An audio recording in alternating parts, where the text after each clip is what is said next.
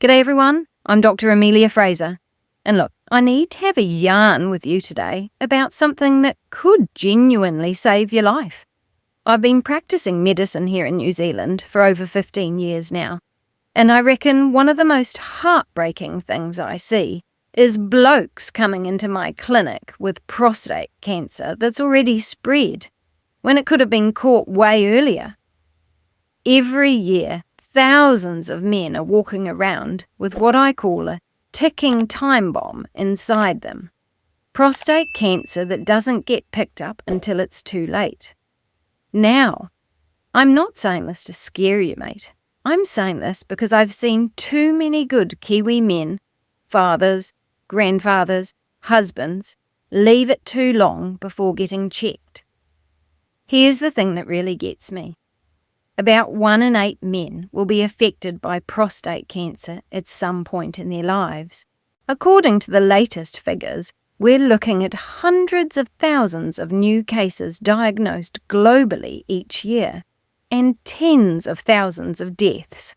But here's the bit that should give you hope, and this is massive. When prostate cancer is caught early, the survival rate is incredibly high.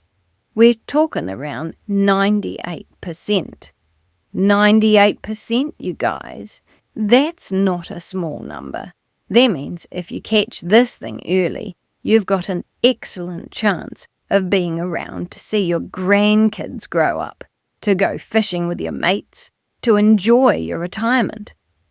Now, I already know what some of you are thinking. I'm too young for this. I feel fit as a fiddle. She'll be right. These are the exact same things I hear from patients who end up wishing they'd come in sooner.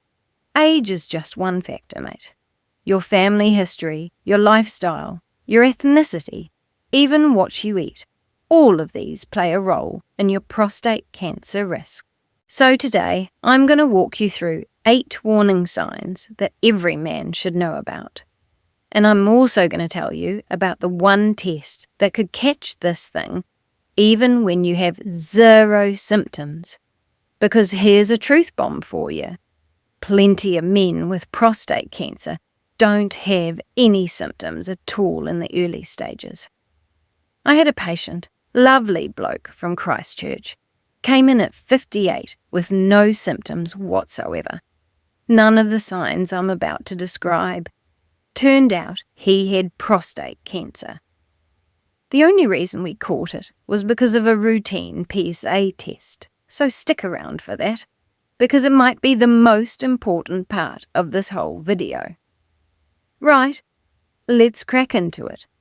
The first sign I want to talk about is frequent urination and something we call nocturia. Now, your bathroom habits can actually tell you heaps about what's going on inside your body. Frequent urination isn't always just because you've had too many cups of tea or your bladder's a bit small. When it comes to prostate issues, your peeing patterns can give us real clues about underlying health problems. Normally, you'd expect to go to the loo every 3 to 4 hours during the day. But when prostate cancer starts developing, you might find yourself needing to go way more often than usual.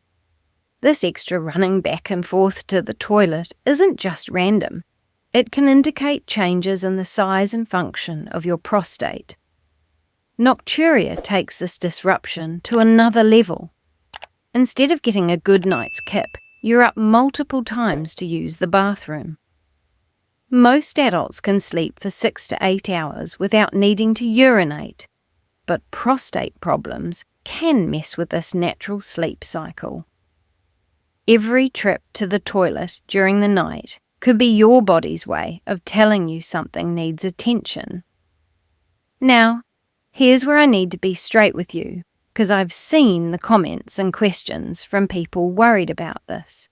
If you're drinking heaps of coffee throughout the day, or you've had a few beers in the evening, yeah, you're probably going to need to get up during the night.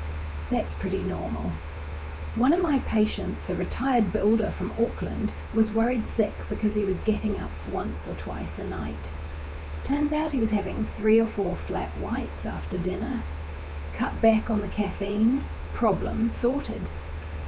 But if you're getting up 4, 5, 6 times a night, and this is a new thing for you, or if it's combined with other symptoms I'm going to mention, that's when you need to see your GP.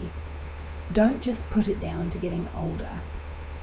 While aging and other conditions can cause nocturia, chronic nighttime urination deserves medical attention. The second sign is painful ejaculation. Look, I know this is a sensitive topic, and plenty of blokes find it hard to talk about, but sexual health is important, and pain during ejaculation is one of the more obvious signs of a prostate problem. This isn't just a temporary annoyance. It points to something deeper going on physiologically. The pain can show up in different ways in different places. You might feel sharp sensations in your penis, throbbing in your testicles, or a deep discomfort in your rectum or lower abdomen. These aren't random aches and pains. They're systematic responses to changes in the prostate. The intensity varies heaps from person to person. Some men report minor, almost insignificant sensations, while others describe really distressing experiences that affect intimate moments. How long the pain lasts matters too. It might only be a few seconds, or it could hang around for several hours. Here's something else I want to mention because I've had younger blokes ask about this. Some discomfort during ejaculation, especially after a period of abstinence, can actually be pretty normal, particularly in younger men. It often settles down over time, but if you're experiencing persistent pain, or if it's getting worse, that's your cue to get it checked out. The third sign is blood in your urine, or semen. Now, finding blood where it shouldn't be is always concerning. When it shows up in your urine, we call that hematuria, and when it's in your semen, that's hematospermia. Either way, we've moved from a minor oddity to a serious health concern that needs proper attention. Your body maintains this complex network of blood vessels, and any disruption can lead to unexpected bleeding. With prostate cancer, a growing tumour can put pressure on delicate tissues. This can cause microscopic tears or more serious vessel damage. This compression can result in blood appearing in your urine or semen, often without causing any pain, which is why it can catch people off guard. Now, I want to be clear about something. While these symptoms can indicate prostate cancer, they can also be caused by less serious conditions like infections or inflammation. But the presence of blood should never be brushed off as normal. You need to see a doctor to figure out what's causing it and get proper treatment sorted. The fourth sign is pain while sitting. Sitting should be comfortable, right? But prostate problems can make it genuinely painful. An enlarged prostate can create pressure points that radiate pain throughout your pelvis. The discomfort isn't constant either. It can range from a dull ache to sharp, stabbing sensations. Your lower back can become a source of this chronic, nagging discomfort that doesn't respond to the usual pain relief methods. Prostate adenocarcinoma, which is the most common form of prostate cancer, is often associated with these sitting difficulties. Every uncomfortable moment isn't just an annoyance. It's potentially a diagnostic clue that needs to be understood and addressed. I had a patient, a lovely chap, who'd been a farmer down in Southland for 40-odd years. He put his back pain down to decades of hard work, bouncing around on tractors, lifting heavy gear. Fair enough, that kind of work does take its toll. But when the pain persisted and changed character, we investigated further and found early-stage prostate cancer. The good news? We caught it in time. The fifth sign involves pain in the back, hip, or chest, and this is where things get more serious. One of the most dangerous aspects of cancer is its ability to spread. When prostate cancer spreads, bones become a preferred target. This isn't simple, random cell movement. It's a deliberate, systematic process that can change the landscape of your skeleton. Bone metastases represent an advanced stage of cancer where the original tumour cells have travelled and established new growth sites. The back, hips, and ribs become attractive targets for these cellular invaders. What starts as a localized prostate problem can develop into a more serious systemic issue. These bone-related symptoms aren't your typical muscle aches. They're deep, persistent sensations that don't respond to conventional pain relief methods. Every twinge tells the story of cellular change and requires thorough medical investigation and specialized treatment plans. The sixth sign is swelling in the legs or feet. When prostate cancer spreads, the lymphatic system, that complex network of tubes and nodes, becomes a crucial battleground. Swelling in your legs and feet isn't just about fluid retention or standing for too long. It can be a sign of serious cellular disruption. Lymph nodes filter body fluids and fight infections. When cancer cells invade these nodes, they can block normal drainage pathways. This causes fluid to accumulate in the legs and feet, turning them into visible signs of internal changes. While swelling can be caused by various conditions, persistent edema in the lower body, especially when accompanied by other symptoms, could be a potential sign of prostate cancer progression. The seventh sign is unintentional weight loss. Advanced prostate cancer doesn't just affect specific body parts. It can alter your entire metabolic profile. Unintentional weight loss is more than just a change in the number on the scales.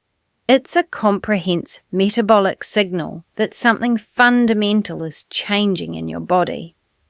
Cancer cells are metabolic pirates that require enormous energy resources.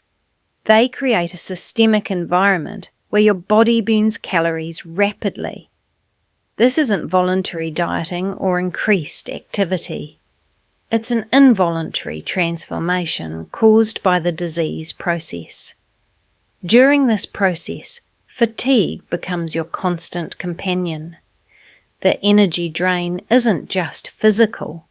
It affects your mental and emotional state too. Every lost kilo represents a complex interplay between your body's defences and invasive molecular changes. The eighth sign is numbness and weakness in the limbs. When prostate cancer spreads to the spine, it becomes more of a neurological problem than a localized disease. Compression of the spinal cord causes a cascade of symptoms that extend well beyond the tumour's original location.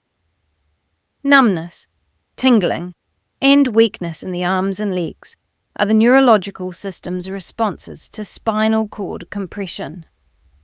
These symptoms aren't constant. They can range from minor annoyance to significant disruption of motor abilities. These neurological changes can be accompanied by loss of bladder and bowel control. Incontinence is more than just a bathroom problem. It's a complex neurological interaction where cancer's effects extend beyond cellular boundaries. Every damaged nerve pathway tells the story of disease progression that requires immediate medical attention. Now, I promised I'd talk about the one test that can catch prostate cancer even when you have no symptoms, and this is crucial, so listen up. It's called the PSA Test, which stands for prostate-specific antigen. It's a simple blood test that measures the level of PSA in your blood. Higher levels can indicate prostate problems, including cancer. Here's why this matters so much. Remember that patient I mentioned from Christchurch. No symptoms at all, none of the 8 signs I just described. But his PSA levels were elevated, which led us to investigate further. and we found cancer. Because we caught it early, his prognosis was excellent. I reckon every man over 50 should be having regular PSA tests. If you've got a family history of prostate cancer, or if you're of African descent, you might want to start even earlier, around 45. Have a chat with your GP about what's right for you. It's a simple blood test, takes 2 minutes, and it could save your life. Now, I want to address something that I hear all the time from the women in my patients' lives. Wives, partners, daughters. They ask me, what do I do when my husband won't go to the doctor? And honestly, this is one of the most frustrating things for me as a doctor, because I see it all the time. Look, I get it.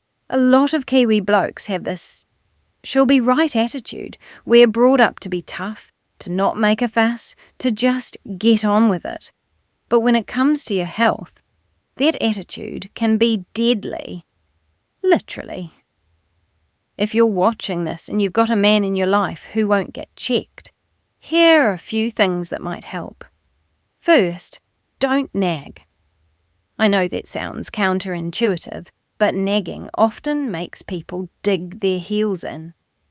Instead, try having a calm conversation about why it matters to you.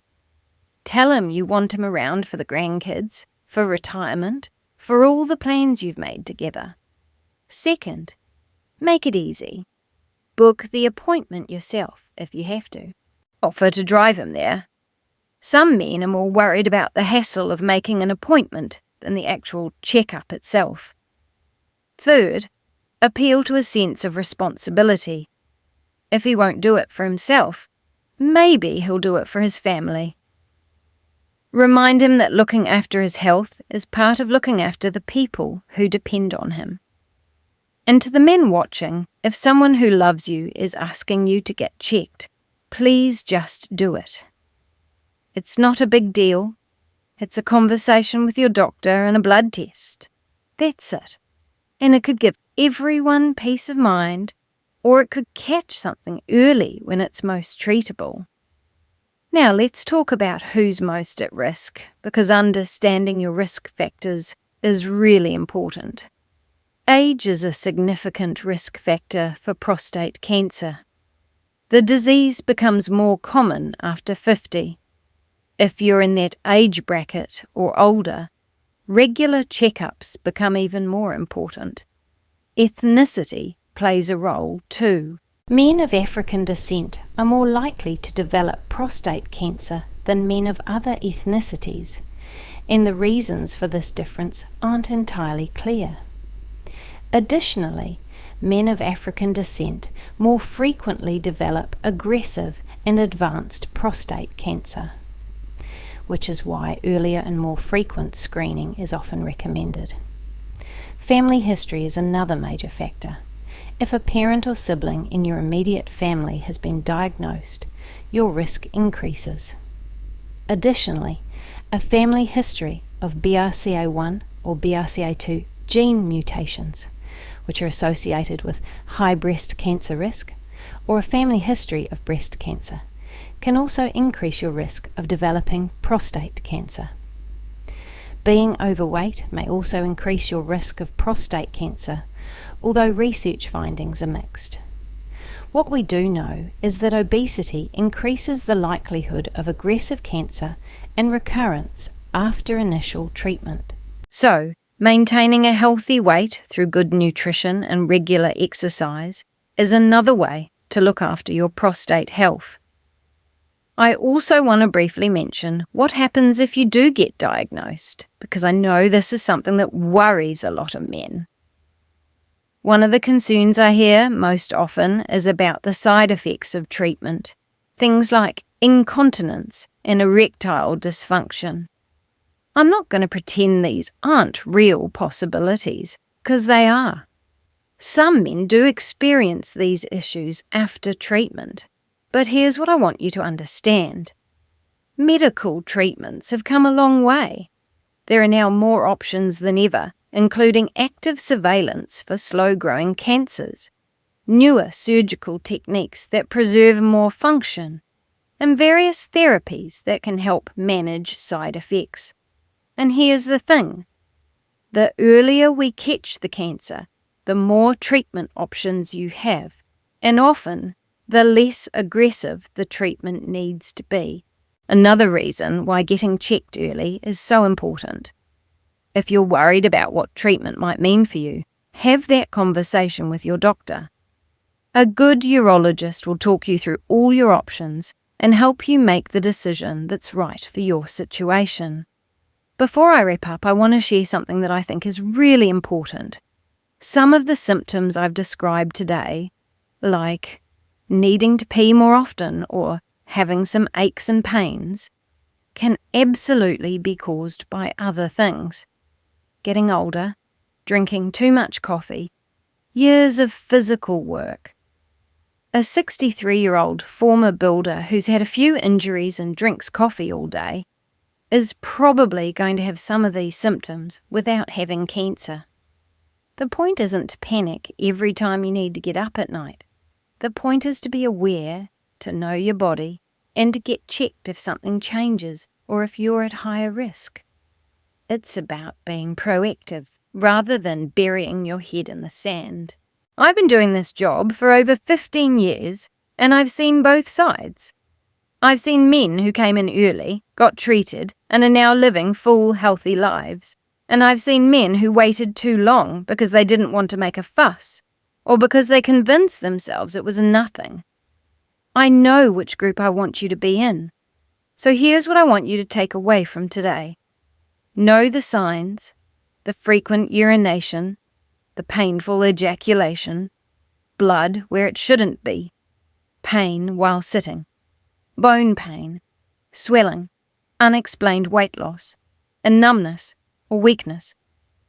But also know that the PSA test is your best friend when it comes to catching this thing early, often before symptoms even appear. Talk to your GP. Get regular checkups. If you're over 50, make sure you're having that conversation about prostate health. If you've got risk factors like family history or ethnicity, consider starting earlier. And if you've got someone in your life who keeps putting it off, share this video with them. Sometimes hearing it from a doctor makes it feel more real. Thanks so much for watching, everyone. I really hope this has been helpful. If you found this information valuable, please give it a thumbs up and subscribe to the channel for more health content. Your support helps me reach more people with information that could genuinely save lives.